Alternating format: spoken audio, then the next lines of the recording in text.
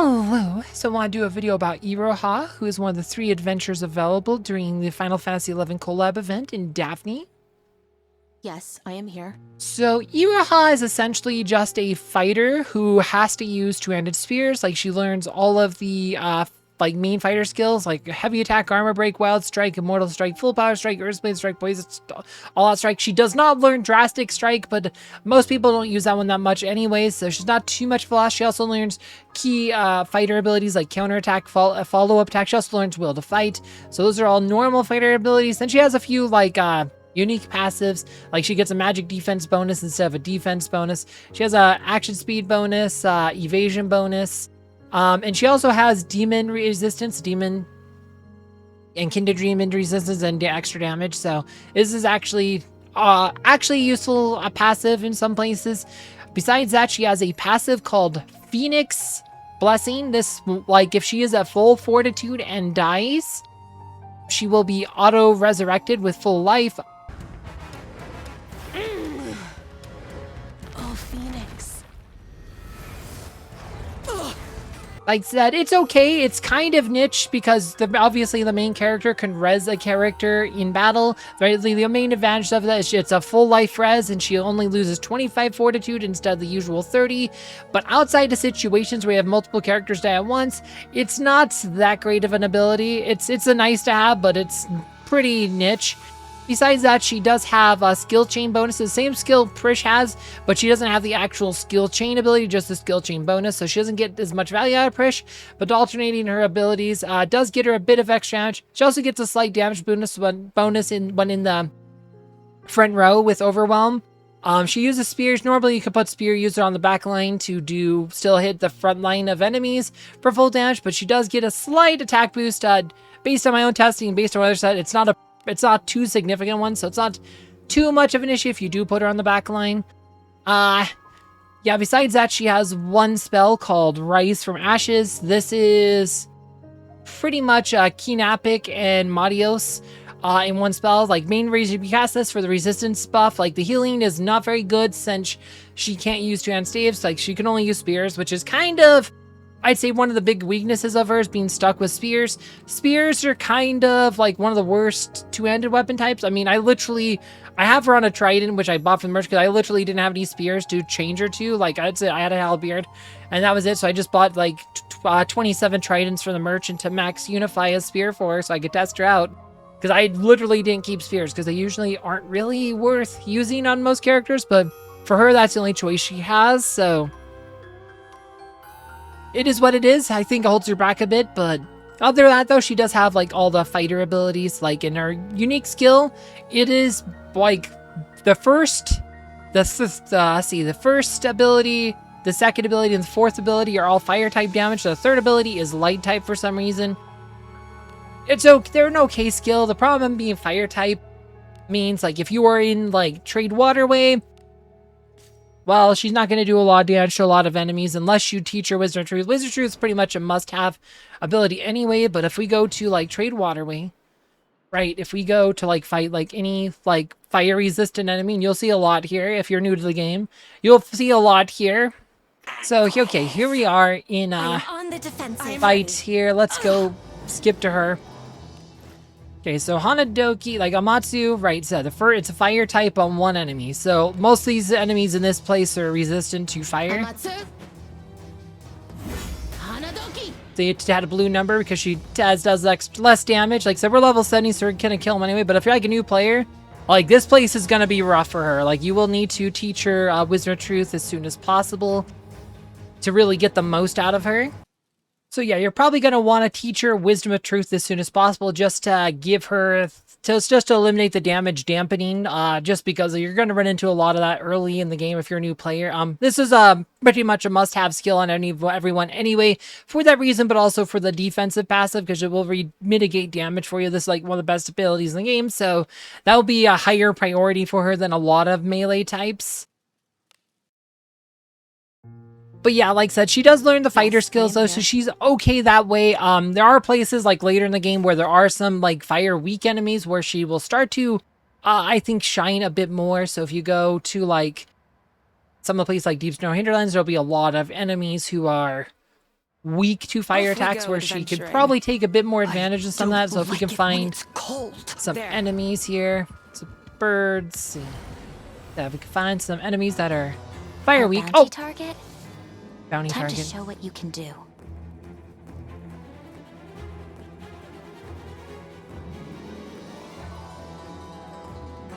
Right, okay, this is actually a bounty target, so Water.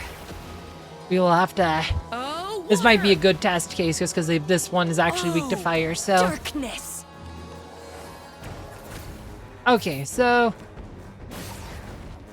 Alright, so the first stage of Matsu is Hanadoki. It does fire damage to a single enemy. So if they're weak to fire, it's not too bad. This element is most effective. I am on the defensive. And then, oh, that was not what I wanted to do. But as you get to, Earth. like, the later stages, Water. they do, like, line-based damage. Oh, the wrong spell there. Oh, how dreadful. What happened? Alright, so, and then the second one, this is a line-based one. This is, hits a line of enemies. Allow me to handle this. Amatsu. Chon.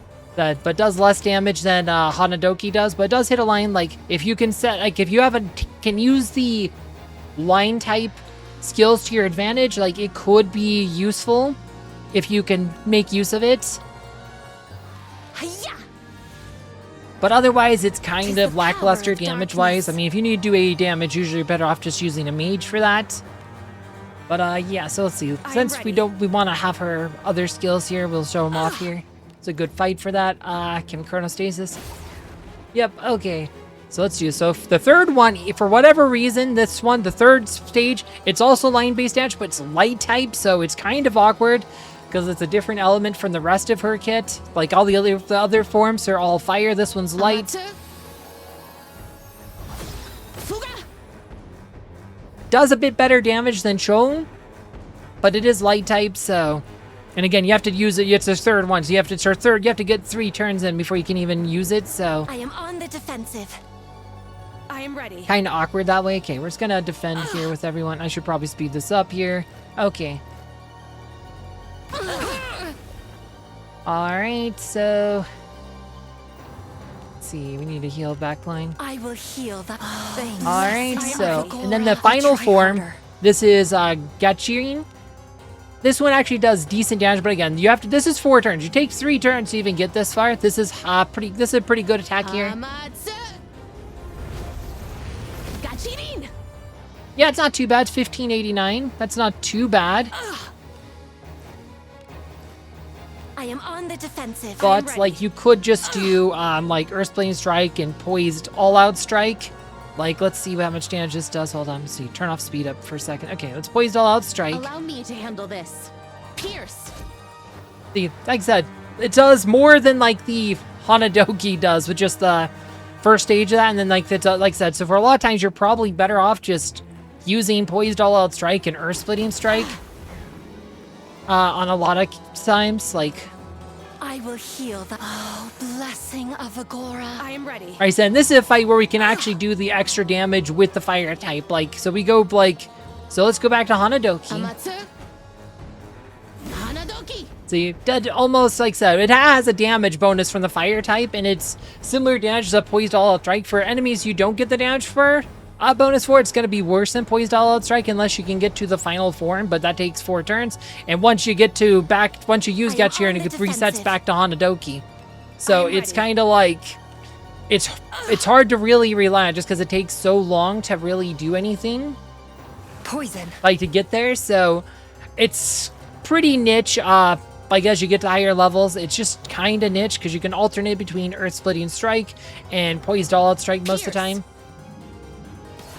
7-4, like I said, because that's gonna do, like for most enemies, Earth Splitting Strike is gonna do more than Hanadoki, Chon, or Fuga is. Like really, like unless you could take advantage of the line type damage on like Chon or Fuga, like she's just better off doing like am Poised on the All-Out Strike and defensive. Earth Splitting I'm ready. Strike, and this is like a fight like this is like the best case scenario just because they're weak to fire, and I am it's still on the pretty defensive. I am underwhelming.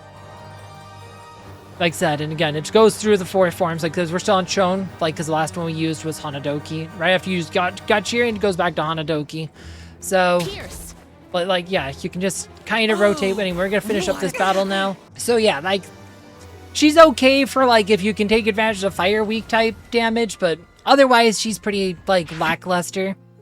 So, yeah, like, that's kind of, like, Yes, I think I am she's here. pretty much, for the most part, you're just going to use her like a normal fighter and just swap between Earth Splitting Strike, Poised All Out Strike. Like, that's pretty much like how a lot of fighters play, and for Iroha at the high levels, that is pretty much what she's going to be doing too, because her, like I said, special skill, it's okay if you can take advantage of the fire type damage, or you can take advantage of the line-based damage, but she doesn't have line till the 2nd and 3rd hits, so it's a bit awkward. And because she's stuck with Spear, she's just kind of underwhelming as a character. Really, the main thing she has going for her is the Hama Noha, which gives her the demon resistance, demon damage, because right, one of the toughest bosses in the game right now is a enemy called Fallen Demon, and she should shine in that fight just because she'll have the extra damage and have like take less damage from that fight, so she should be good in that fight. So she does have that going for her, but I mean, as a fighter though, like I said, she also has low HP too. She has 581 HP at level 70, which is pretty low for a fighter. And like I said, I also have the Kate Sith bondmate, which increases her HP. She also has a special bond with Tenzin. If you get Tenzin, she gets an extra attack and divine power. So I think she's okay as a character, but I think she's not as good as Prish is. If you're like if you want to develop a Final Fantasy 11 character for Daphne, I feel like Prish is just a better character than Iroha. Like Iroha, like I said, she just feels like a warrior, like a fighter, but worse. And like most cases, you'd be better off just taking like a fighter like Lanavel, who's also fire type. You want a fire type or a character like Gerwolf, who has a fire-based ability. I mean, I feel like they're just better than her if you want a fire-based fighter. Someone like Elise can also be really good. So I just feel like there's just better options if you need a fire. Like I said, outside of like the demon resistance, I feel like she's just kind of underwhelming, which kind of disappointing because I really like her from a design perspective.